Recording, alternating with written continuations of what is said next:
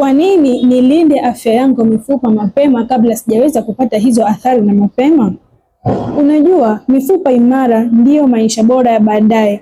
Hata sasa hivi na miaka 20, unatakiwa uilinde na mapema mifupa yako kabla haujafika hiyo miaka 50 na kuendelea. Kwa sababu ukifika hiyo miaka, mifupa yako kama haujailinda na mapema inapoteza virutubisho vingi kabisa na mifupa yako inakuwa dhaifu. Ndio maana watu wengi wazima hawawezi kutembea, hawawezi kusimama vizuri, watu wanafanya vibiongo tayari. Kwa hiyo wewe kuweza kuilinda afya yako na mapema, basi tumia supplement ambazo zitaijenga mwili wako taratibu. Hata ukifika katika hiyo miaka ya 50 ambao wengine tayari umeshadhoofika mwili wao, basi wewe mwili wako unakuwa active kama vile mtu wa miaka 30 hali ya kuwa una miaka 50.